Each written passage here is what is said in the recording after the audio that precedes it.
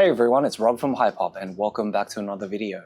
In this one, I'm unboxing and taking a closer look at the brand new Godox iM30 flash.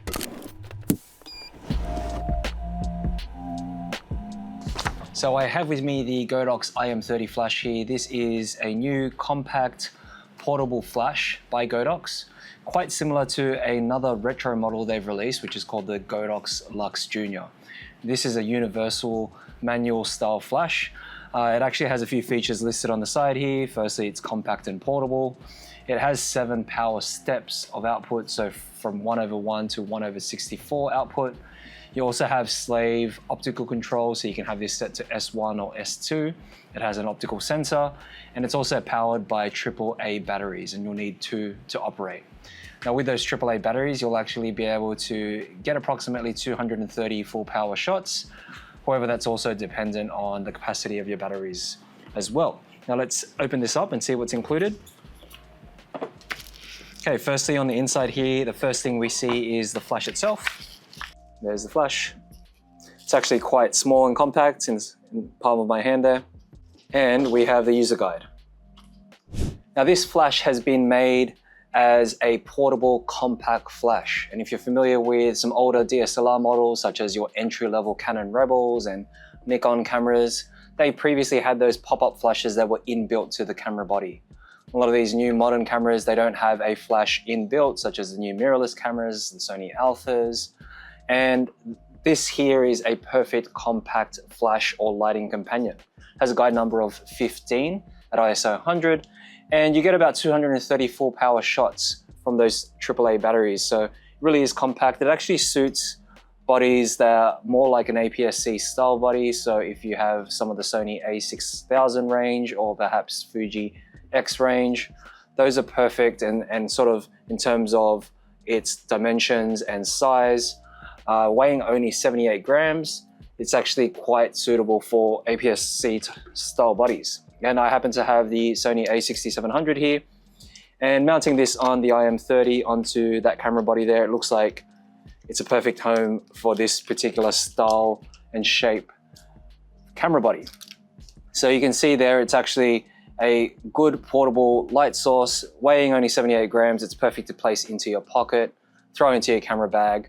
You can perhaps even get a couple of these because it does have the optical slave feature. You have that optical sensor there, and you have a sort of manual dial to go through each of those settings from 1/1 to 1/64 in terms of output. You even have those half stops in between each power output.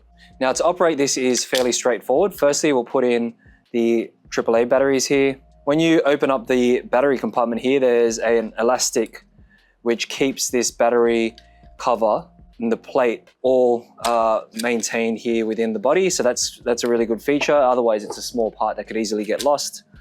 And you can line that all up. And once your batteries are in, you simply hold down on the power button there. And then you get that green flashing light, which is indicating that the flash is firing up. It's not ready to fire yet. And you'll have to wait for a steady green light here until it is ready to flash. There we go, we've got the steady green light. And you can press the test button there, which is the green light, and you can see it recycles relatively fast, but that flashing green light is an indicator that it's waiting to be recycled. Now, if you place this on a camera body here, as you know, Sony has their own proprietary hot shoe mount, and although it has that single pin, which makes this flash universal and compatible with Sony as well. Now let's just fire off a few shots here. You can see the flash is firing off as I'm hitting the shutter there and recycling. I've got this on 1/16 output, and you can put it on, say, half output now. You can see it's blinking, waiting to recycle. You've got to wait for that. And there it goes, it's recycled. So it does take quite a while. And don't think of this as, you know, one of those larger flashes. And those larger flashes could be the TT350 by Godox or TT685. Those have guide numbers of about 34 for the TT350 and about 60 for the TT685.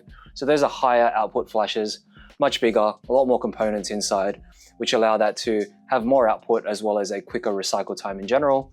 Now, if you're used to, say, a Godox V1 or one of their lithium ion battery flashes, those ones there have an even faster recycle time. Some of them 1.5 seconds at full output and much faster when it's not full output. This here is not comparable to that. This is more of a travel-friendly, portable light. It's perfect for photography in low light situations, one that's paired with a small run and gun setup, essentially, just like this, an APS-C. Sits perfectly well on a full frame body as well. And it's one of those fun and cheerful kind of like flashes. Now this is priced here in Australia at about 59 Australian dollars. I'll throw the international pricing up on screen. So yeah, it really is just a cheap, affordable flash for cameras that don't have a flash and you're wanting an additional light source that you can use. Now that this has optical here, you can actually perhaps get 2 units, use this as the master here, and hold a second unit and have that set to slave, and then that will fire off as a slave or in reverse also. So now this flash in particular isn't compatible with the Godox X wireless system, so you can't shoot this off camera, but you can most certainly shoot it as an optical slave. There are limitations to the optical slave. Obviously you need line of sight with the sensor there. And there have been some videos online showing that there's some difficulties with firing that off with optical slave. One thing to note there is really that you need to have line of sight firstly, and it needs to kind of be parallel, at least a little bit ahead, or the output needs to be at a stronger output so that the sensor picks it up. So those are a few things to take note when buying this particular flash. So that was our quick unboxing and review of the new Godox iM30 flash. For more videos just like this, don't forget to hit that subscribe button, hit the notification bell to be updated of any new content we release. Leave a like on the video if it's helped you. Feel free to leave down in the comments section below your thoughts, or if you have any questions about the iM30 flash.